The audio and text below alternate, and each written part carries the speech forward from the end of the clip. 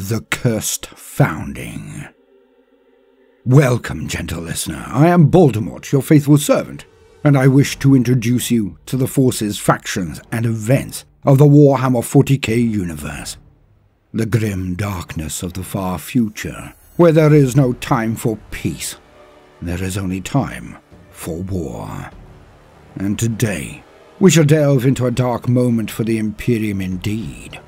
But before we kick off the proceedings, a brief word from a rare sponsor of a video. Very short. Let's go. Finally, it's full release day. Welcome to WARPFORGE, the collectible card game for the Warhammer fandom. It's gorgeous, immersive, and compulsive, and very easy to pick up. But most of all, it's free. You can play it solo, but with cross-platform play and strong guild mechanics, it's best enjoyed with your brothers in arms. It delivers uniquely dynamic mechanics and warlords who add to your power and bring the battles to life with real decisions and real consequences. WARPFORGE allows you to play near any main faction in Warhammer, and you can test them all out with free starter decks until you find the one for you. But you can switch up whenever you wish, giving true variety in your gaming. And today, right now, the Imperial Guard d'Astra Militarum have been added to the mix. Lead your brave armies to smash the Xenos, the traitor, the heretic. The Imperium calls. Will you save it or damn it? So hit the links in the description, choose a side, and download WARPFORGE today.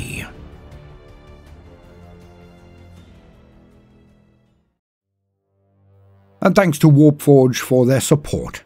It keeps the self-written stuff coming, as they are far from popular. Now, let us proceed in earnest. So much of what I am about to tell you is supposition, conjecture based on my knowledge of the Imperium, for the entire event went so badly that it was struck down with an edict of obliteration. Every record was collected, collated, and then destroyed. So none could emulate the event, so none knew of the dire error of such a huge swathe of the Imperium architecture or rule. For all were complicit in the Founding's end result, and to question the High Lords of Terror, or even leave evidence of any form of error, it could not be tolerated. So they simply waved a wand, and got to obliterate the memory from the entire race. So take what I am about to tell you with some trepidation, but this is what I believe happened. Ancient Greece had a goddess to fill the role. Then it went to Old Nick, the devil. Then it again returned to the modern era in so many tales. The film Flatliners, the most obvious, but the message has always remained the same. Thou shalt not toy with the ordained order. Thou shalt not tinker in the designs of the mighty. Do not challenge the word of the gods. Do not challenge the rule of law. When you go out to improve on the work of the divine, you invoke the punishment of hubris. Nemesis is she named, and her vengeance hath sent many mortals to the dust. Nothing is eternally constant in the universe, and so it is within the setting of Warhammer 40,000. There are always exceptions that prove the general rule. And once, just once, the Mechanicus reached out its hand and attempted to change fate itself. They conspired to enhance what was given to them, to improve upon the holy Adeptus Astartes, the Emperor's own angels of death. Their punishment manifested in the creations they forged, and it went so badly, so damn catastrophically, that it was never attempted again. Not for 5,000 years, not until Belisarius' call. In the one instance, the gene rights of the Mechanicus, the Genitors, managed something almost unheard of, an attempt at progress. To remove the errors of the past, to forge the perfect warriors, to improve on the Space Marines.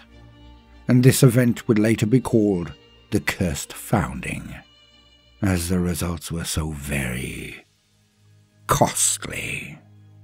It was to be a founding like no other, not since the breaking of the legions, not since the second founding. It occurred in Millennium 35. Over the preceding 5,000 years of the Imperium, the Astartes, the Space Marines, had fought hard, but had been culled by attrition alone. They immediately required reinforcements. They desperately needed a new founding.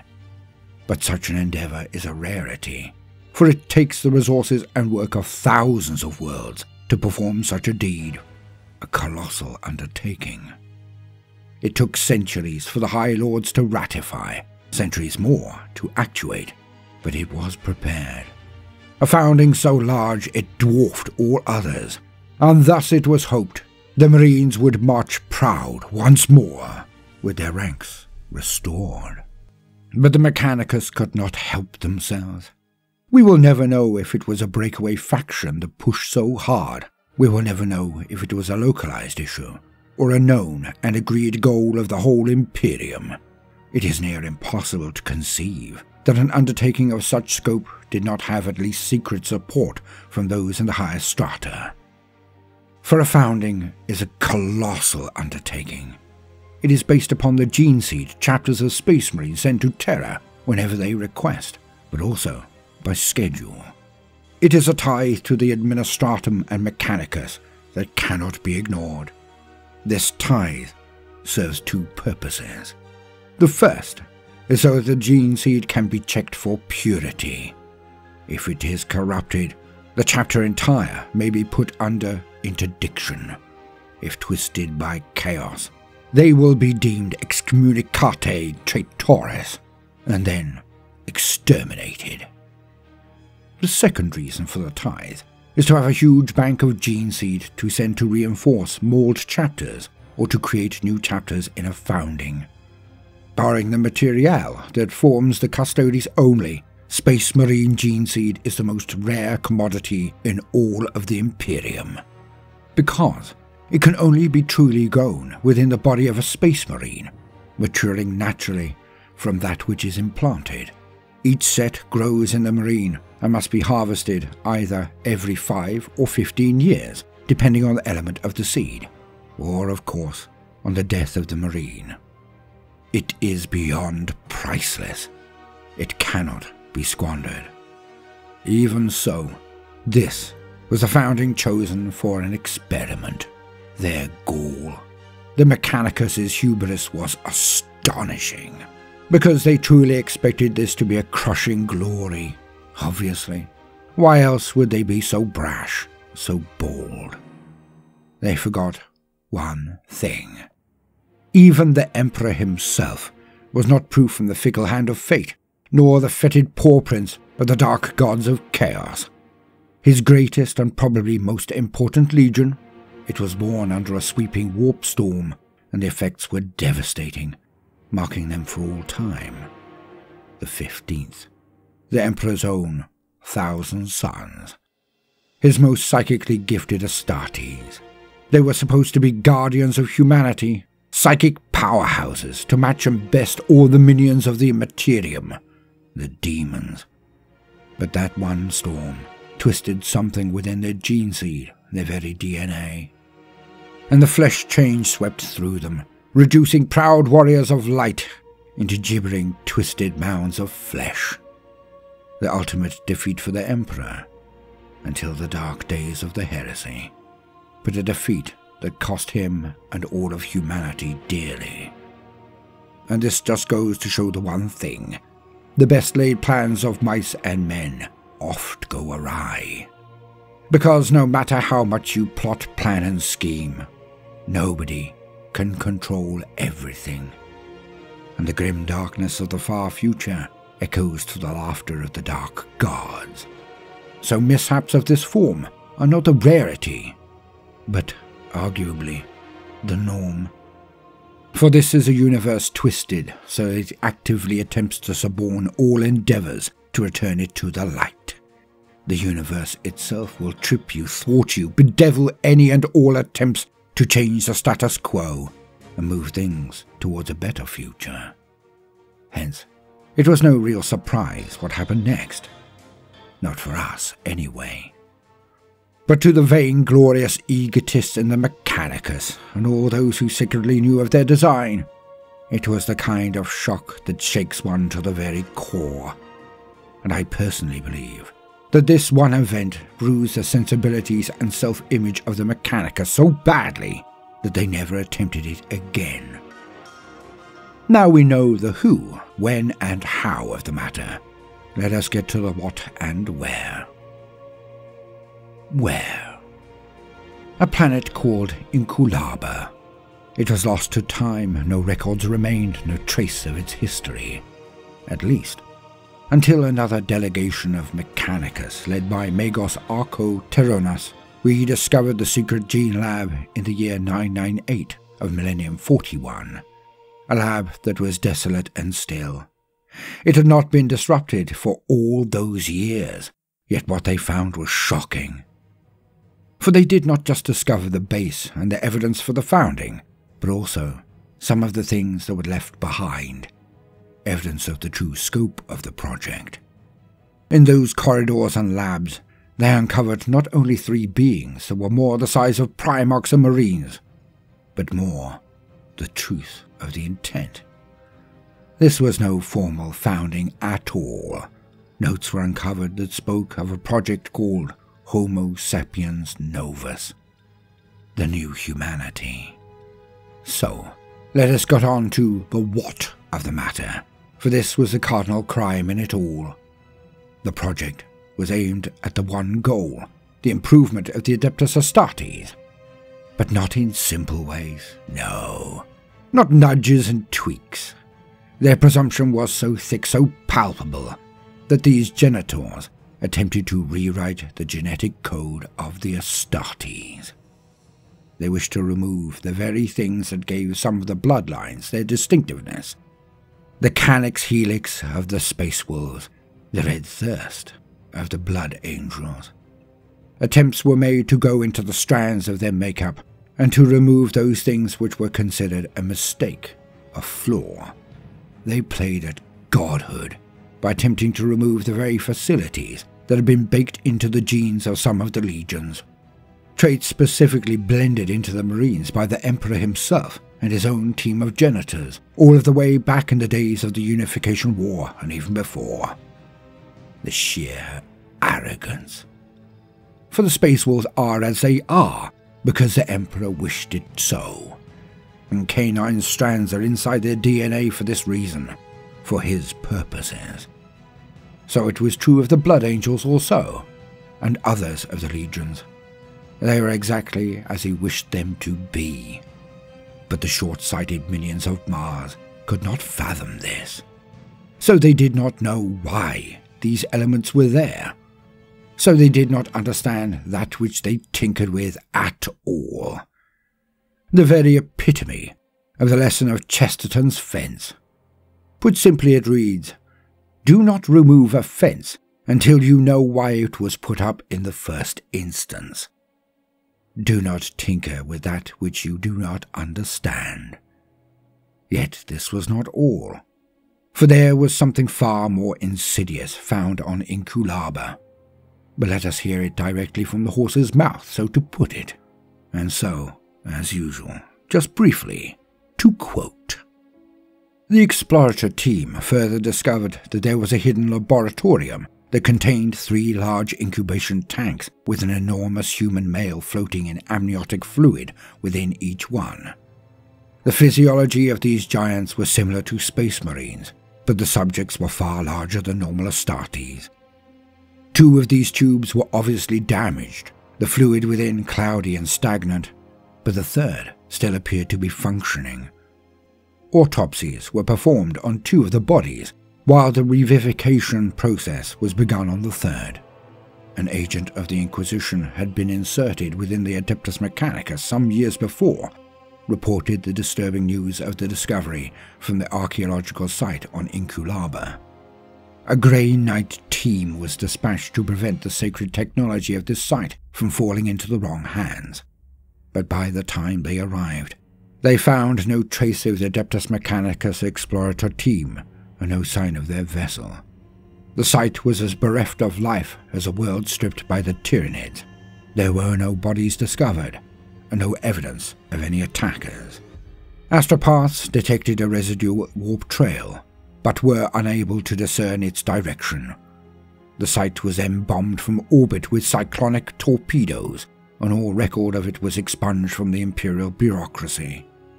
The Inquisition fears that what was on this world is now gone, taken by agents of chaos like Fabius Bile, and that they will eventually rue the day that this cursed place was discovered anew. End quote. Yet there is so much more. Because the chapters that were spawned by this founding were not a boon to the Imperium. With the exception of a handful, they turned out to be an utter bane. This made this event every bit as horrific as the Abyssal Crusade that took place in year 321 of Millennium 37, near 2,000 years later. And it is so similar in its results. But for greater details, do check out my video on that horror, links in the description. That why? What am I not stating directly? Well, the sad truth is that this founding crippled the Imperium for an entire era.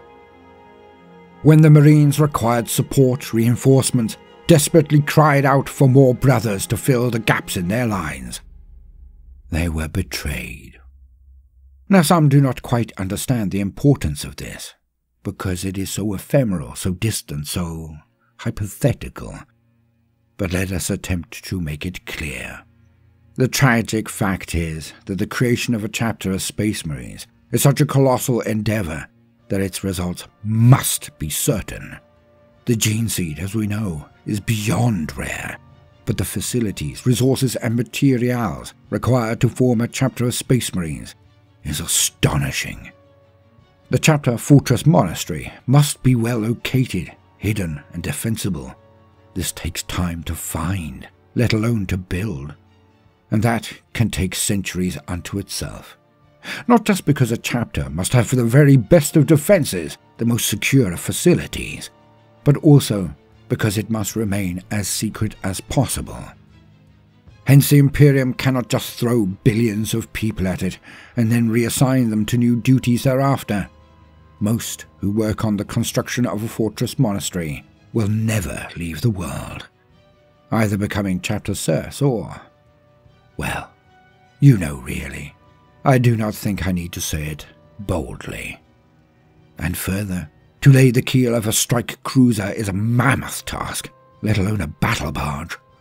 A multiple of each may be required for each and every new chapter. The escorts will be pushed out at speed, of course, as is always true, but a barge or strike cruiser also takes decades to complete. And entire new lines of manufacture must be set up on the local forge worlds, or resources enough built into the fortress so they will not require this. But few chapters can create the most rare of war gear.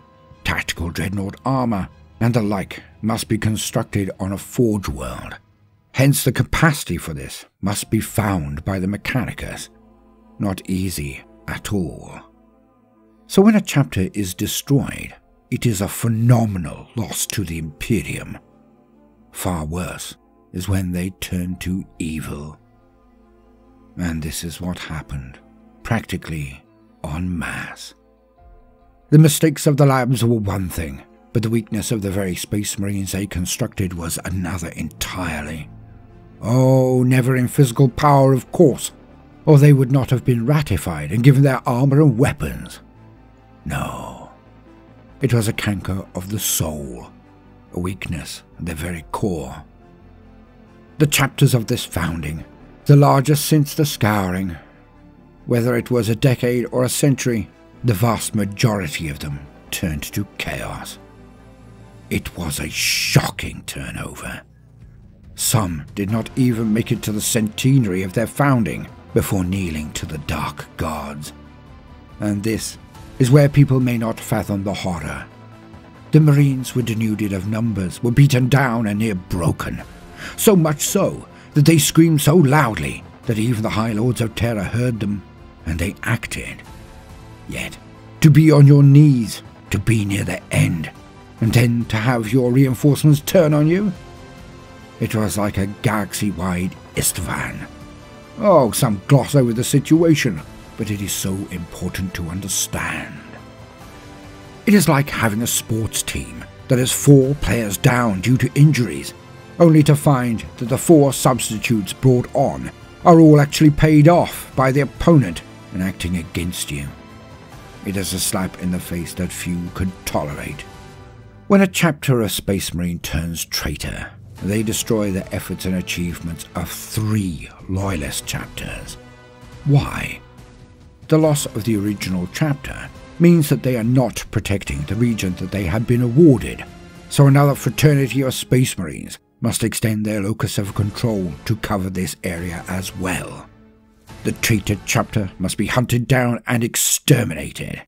Thus, the numbers must be at least matched, if not utterly overwhelmed, for a quick result.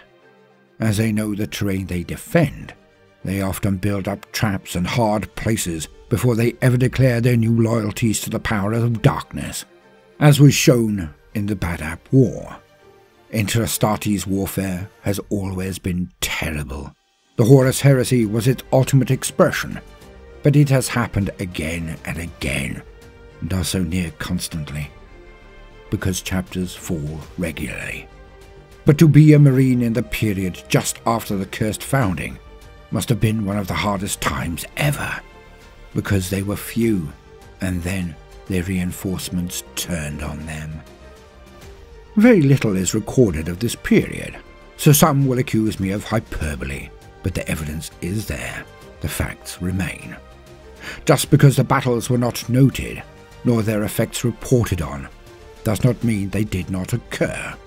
The largest founding since the second, and the vast majority of those chapters was simply handed to the Dark Powers, a catastrophe almost without compare. In many regards, it was far worse than the Abyssal Crusade.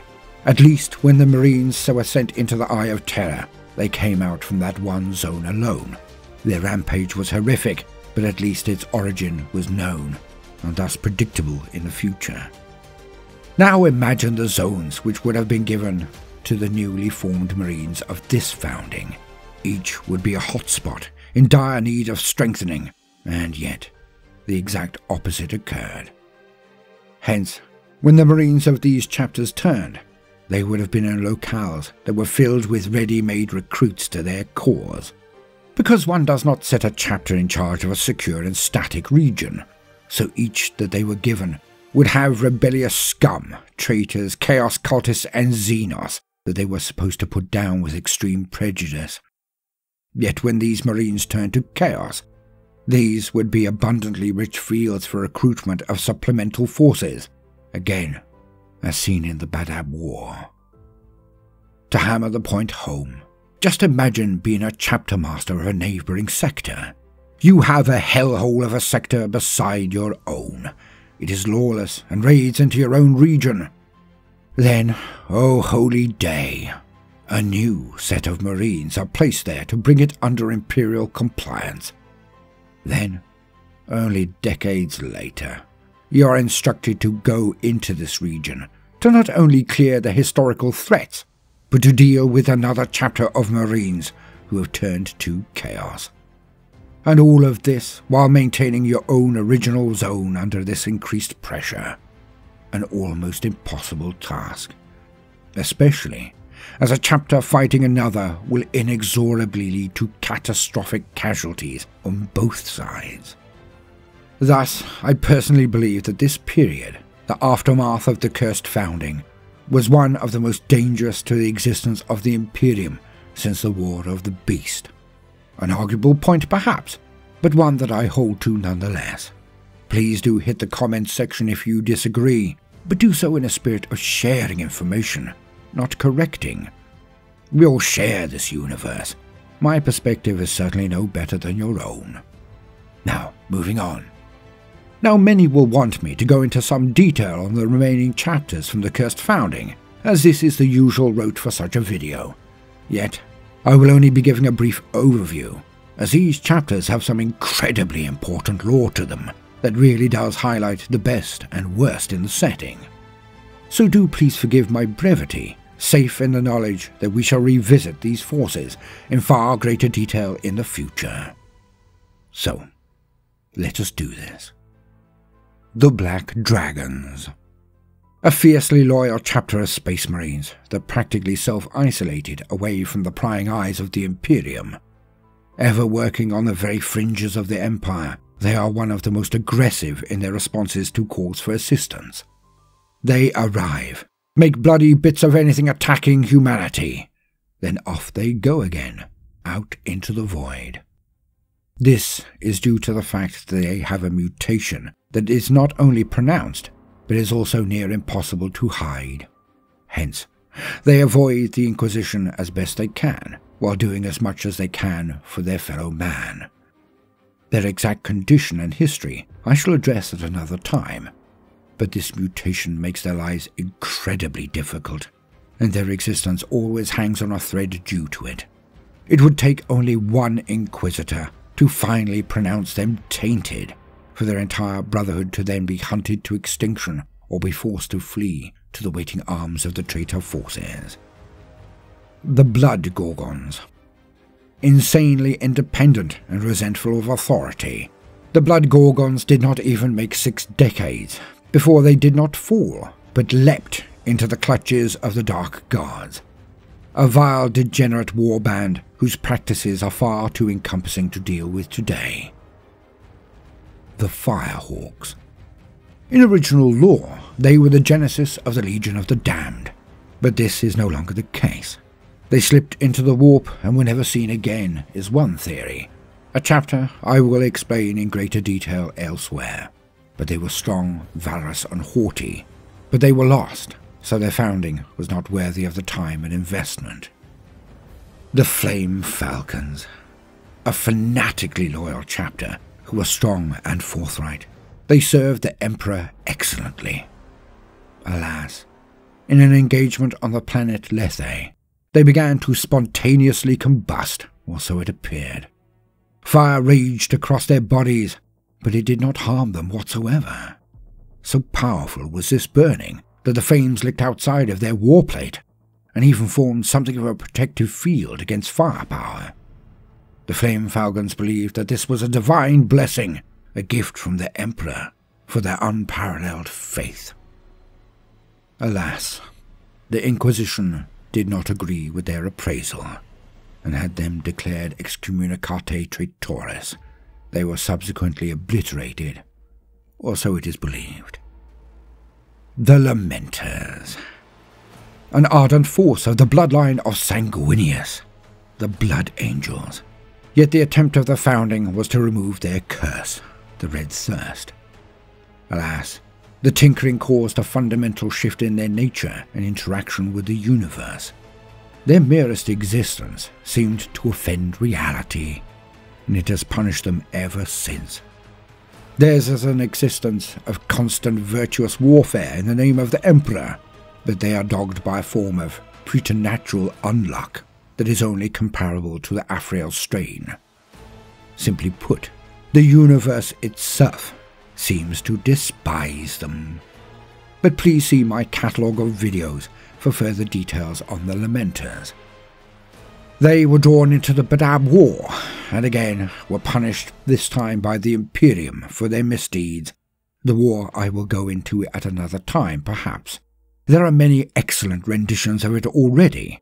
I am torn on whether I need cover it at all, if I am honest, but only time will tell.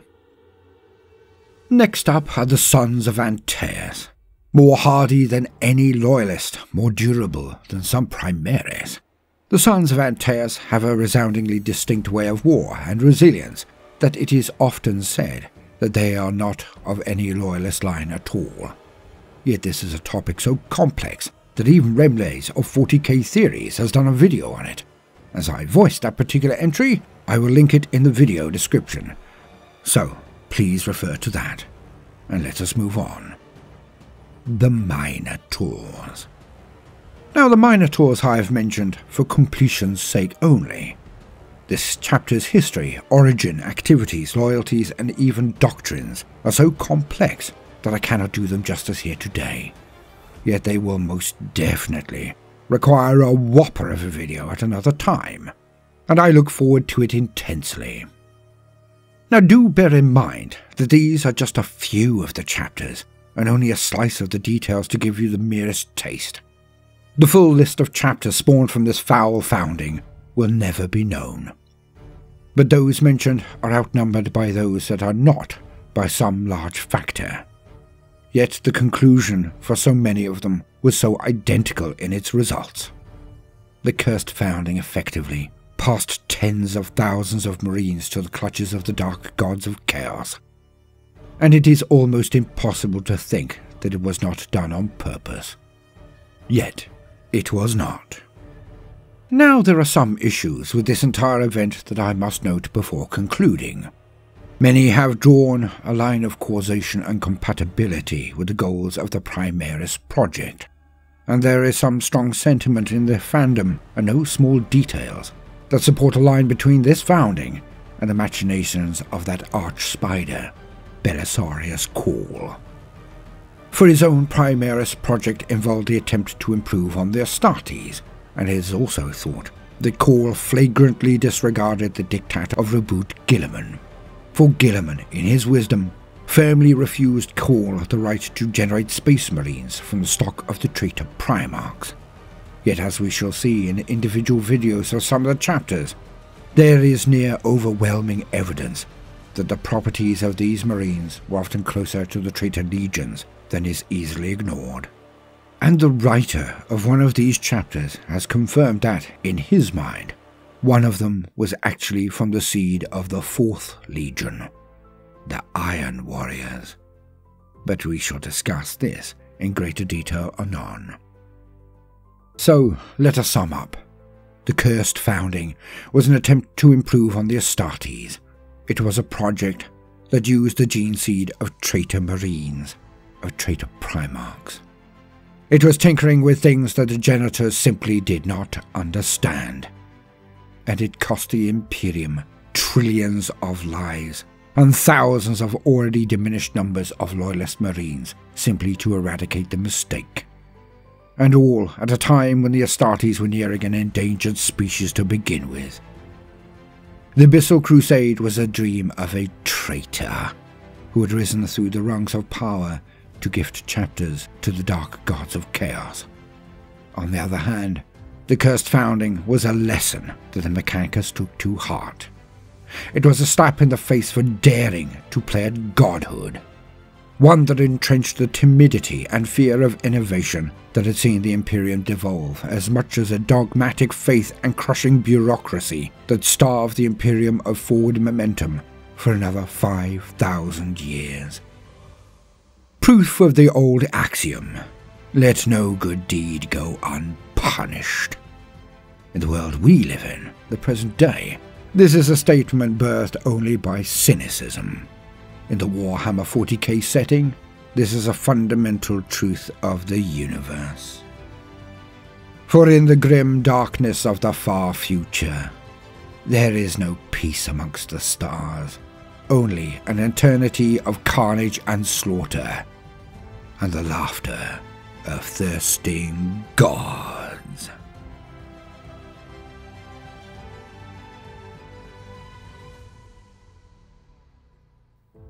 I have been Baldermort, your faithful servant. Now do check out WARPFORGE via the links in the video description, and many thanks to them for sponsoring this video. Now, no matter what you do today, do try to make some time for fun. Toodaloo.